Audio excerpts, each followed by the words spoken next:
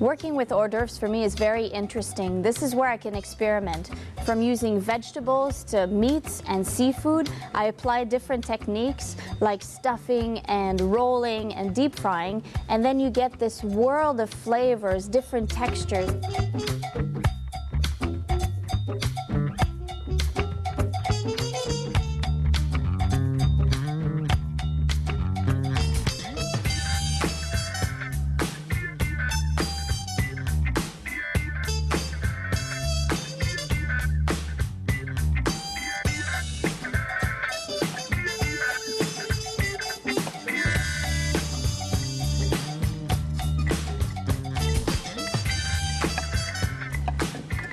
Hors d'oeuvre is actually this little bite of food that you have sometimes at cocktail parties or just before a meal.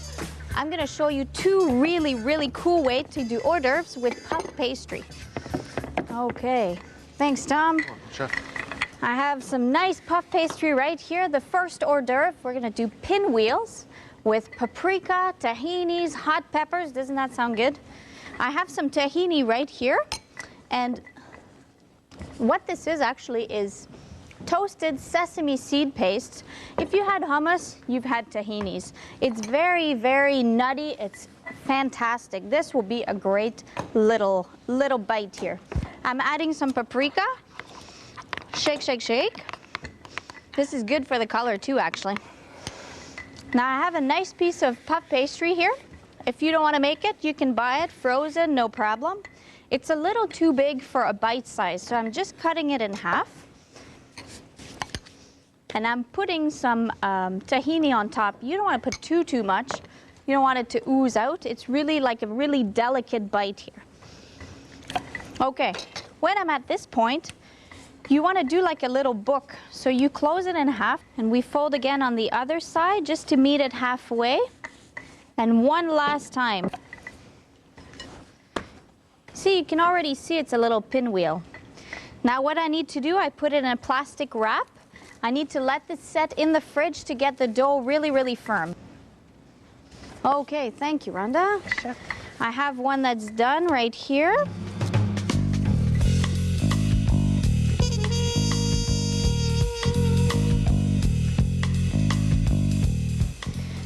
Now, you make them very small because remember, it's an appetizer or just a little bite like this. Okay, now these guys can go join their friends here. First one is done. Follow me and I'll show you another cool appetizer or hors d'oeuvre. More pastry dough, thank you. You're welcome. Very good. Right here I have some asparagus that have been boiling in hot water, refreshed in cold water, and then just patted dry to get the excess water right out. For this, I need a little more flavor. I'm adding a little bit of salt and pepper, and I have some lemon rind here, a lemon zest. Lemon and asparagus is fantastic, let me tell you. A little bit of olive oil for moisture, and you just put your asparagus in there and just, you know, give it a nice rub. Can you imagine how good that's gonna taste already? Now again, this pastry sheet, I don't need the whole thing, so I'm just cutting a little strip. And I'm making little squares, just like that. Okay. Now to these squares, I need something that'll grab the asparagus. So a little bit of glue or egg wash. And the asparagus, try to get a little bit of the lemon. I'll do another. And then you roll. You take your side here and you just roll. You can shape it into a triangle if you want, just to make it all fancy. All right. Now I'm gonna add some poppy seed, but if I add it like this, it won't actually stick to it. So a little bit of egg wash.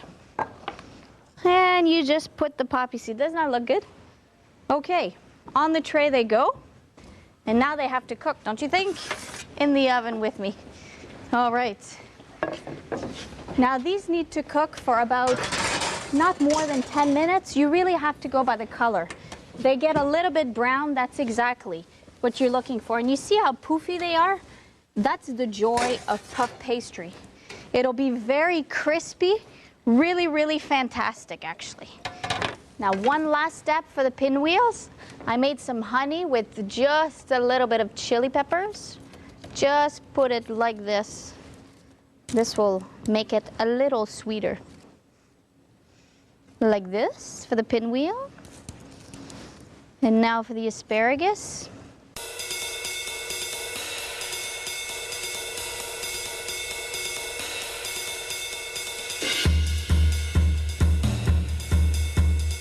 I'm gonna try the pinwheel.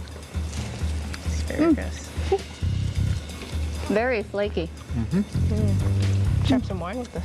I'll grab this Well, for these sure. are delicious. The asparagus is very, very nice with lemon. Well, we just made ourselves a little party here. Cheers. Borak actually comes from Middle Eastern culture, and it simply means a little parcel of pastry. It could be puff pastry, it could be sweet pastry. With a crunchy asparagus in the center, it just explodes in your mouth.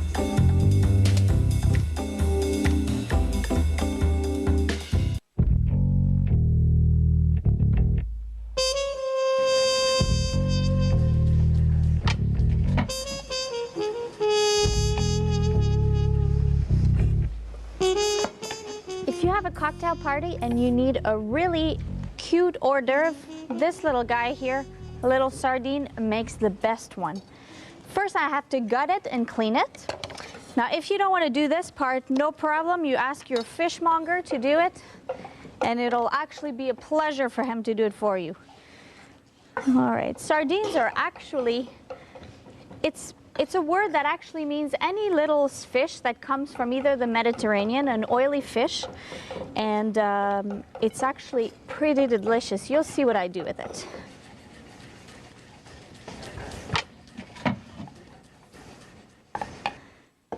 And you want to take the backbone right out. See, and this guy is cleaned up. Okay. Now for this, we need a marinade, just to get more flavors, because right now it's just a boring little sardine. So I'm putting some vegetable oil and some olive oil. And the reason why I'm putting olive oil and vegetable oil, if I was to only use the olive oil, it would be too powerful. That's why I'm cutting it halfway. A little parsley and oregano for freshness. Thank you, Tom. Welcome, chef. A little garlic, why not? Thank you, Rhonda. And for the freshness, I am putting a little bit of lemon zest here. You taste that already? I sure can. We do a little swish swish, okay. And you need just enough to cover the sardines. You bathe them around. All right. This goes in the fridge just so all the flavors can go right through. You see these have been marinating for about 30 minutes. They look pretty darn sexy to me, if you ask. All right. Now, with these here, I need something to fill the inside. How about some cucumbers? Very refreshing. It's a hot house. Just means more flesh, less seed, more firm. When it's too big, just cut the little piece off like that. All right. Now these slices here have lots and lots of water. So to get most of the water out, I put them in a colander like this. And I add a little bit of sugar that'll really bring the sweetness out, and a little bit of salt. And what the salt does, if you look right here, it takes all the moisture right out of the cucumber. See on the bottom, all the water that came out? Like, that's pretty crazy. So now we're ready to make the little pinwheels or the roll-ups, whatever you want to call them. It doesn't matter. They're delicious at the end anyway. So I take a little slice of cucumber and one little guy right here. Very good. I need a little knife. And you just measure. A cucumber, I'll actually do 2 at a time. Just like this. Now you take a toothpick, and the trick here is to have your toothpick in the water so it actually doesn't stick when you put them on the grill, because we will be grilling these babies here. And you just roll them like that. It's pretty easy, isn't it? You always need a fish component on your hors d'oeuvre platter. So these guys go right here. Now when you're grilling, very, very important to brush your grill. So just like this, just so nothing actually sticks. Not too much, just a little. Now I don't have to check if this is hot. And you just put them right on top like this. You can do this on an indoor grill, on a barbecue. Can you imagine in the summertime when you have a little cocktail party, you can show off in front of your family just like that.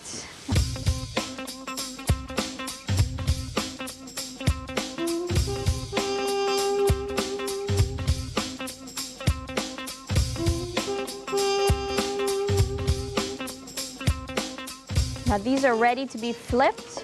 You only want to flip them just once. These smell fantastic already.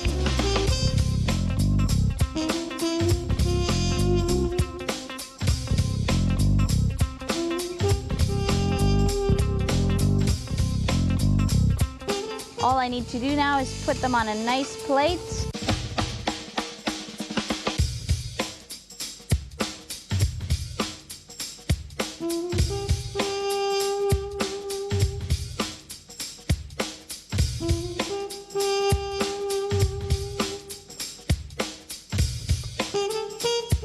Guys, how about a nice glass of Chardonnay with this? Perfect, chef.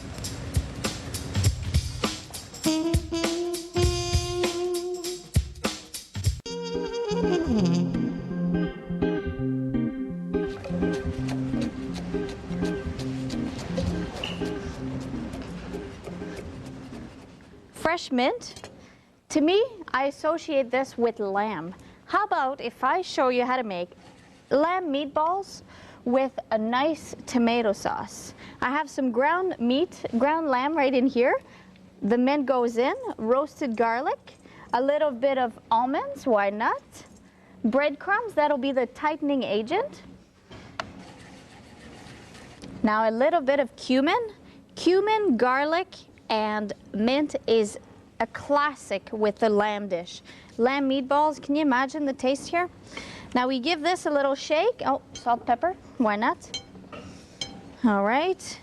Now you just mix it up. If this doesn't work for you, these are your 5 best friends here. You just squish it up with your hands. Now what makes these meatballs so good is actually ground lamb is a little bit fatty, but you know what? Fat is flavor. So I'm all for that. Now, we're ready to make the little bowls. So you take a little bit of meat and you just form it.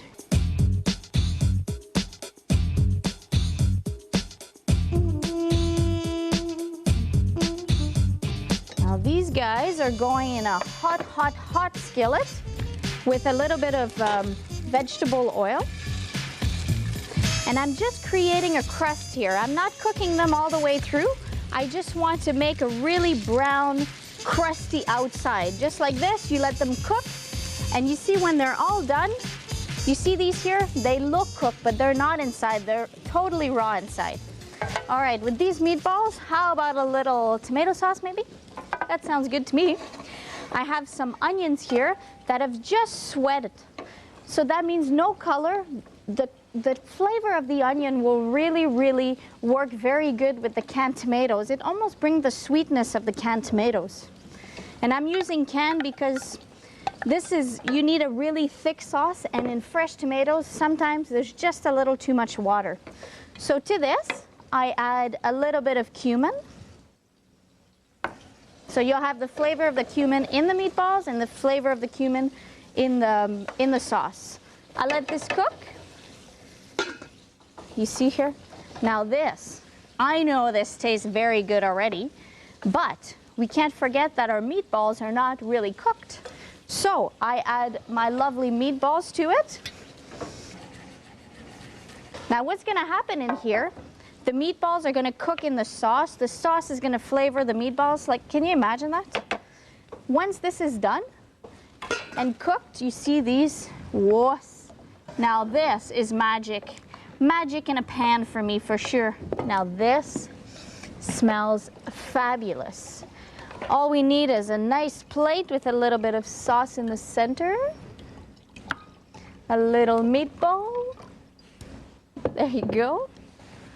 Now I can see with my little corner of my eye here that Tom has made me some really cool little toothpick here. You could do this. It's super easy. You take a rosemary and you just pluck it, and there you go. You just pluck the meatballs like this. It's so pretty.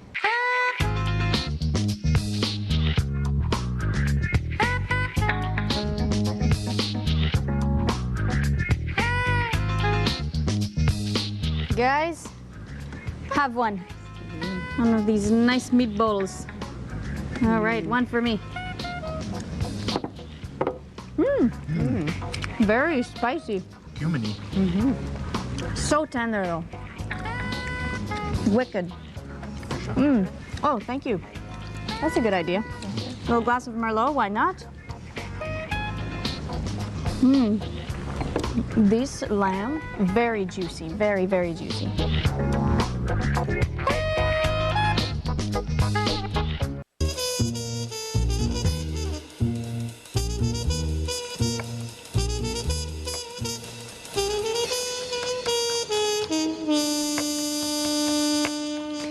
You see this little guy here? That's a pickling onion.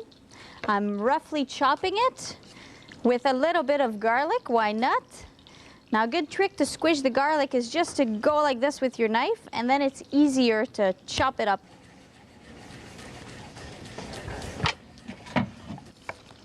Now what I'm making is tuna stuffed peppers that we're gonna deep fry. Can you imagine how good that's gonna taste?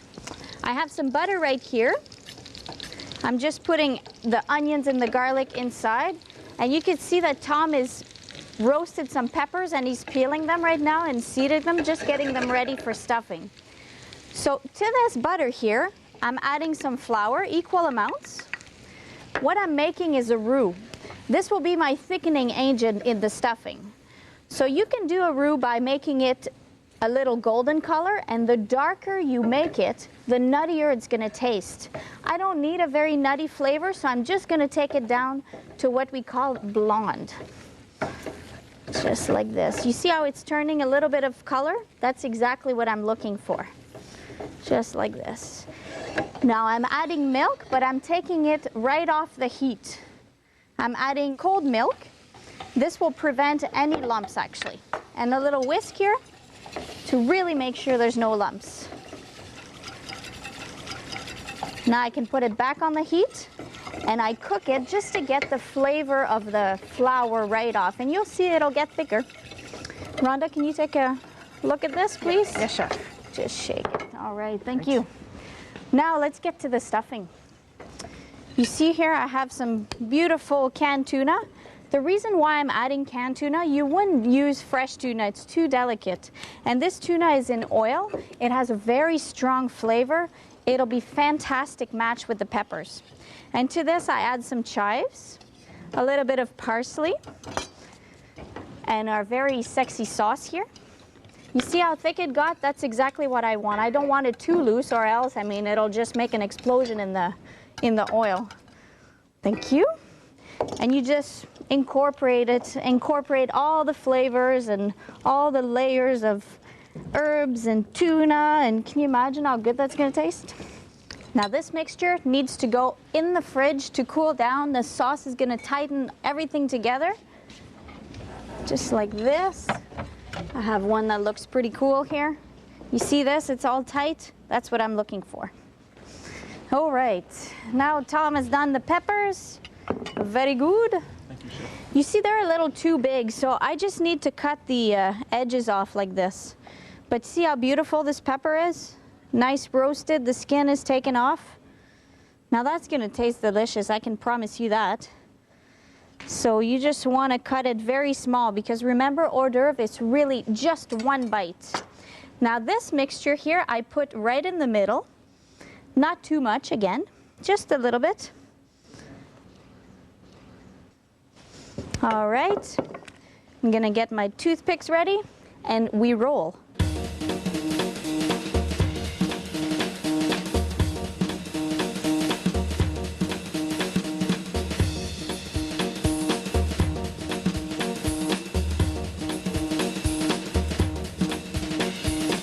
Now all we need to do is fry them. To this breadcrumb that I have right here, I'm adding paprika. Why? Just to flavor it. It's actually gonna add a little bit of color also. So you take one of these little pinwheels, and with one hand, I say that because you can be sure that the phone is gonna ring at this point and you're gonna be stuck. So a little bit of flour, and I do this so that the eggs can stick to it. And then to the breadcrumbs, just like this, and they go swimming in the oil here. Oops. One more time. And the oil is at 350, and that's the good trick, you know, to have a great deep fry. You want the oil to be at perfect temperature so that the oil doesn't actually go right through the pepper, because that wouldn't be good. Like this. All right. So this one goes right in. Very good. All right, now these little guys here that are raw, you can eat them like this. Why not? This is a perfect hors d'oeuvre just the way it is.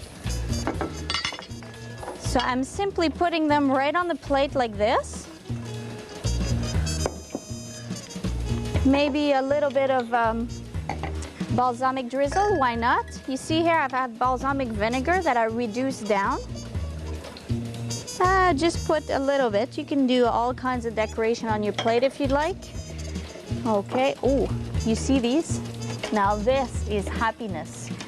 When they come out of the fryer, it's a very good trick to know to put the salt. You season them right away. How about a little chives for decoration? Guys, should we try this?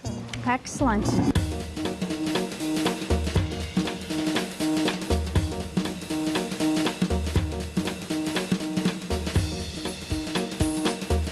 Guys, to order these very cute little appetizers that you can do in a heartbeat, but they're always delicious.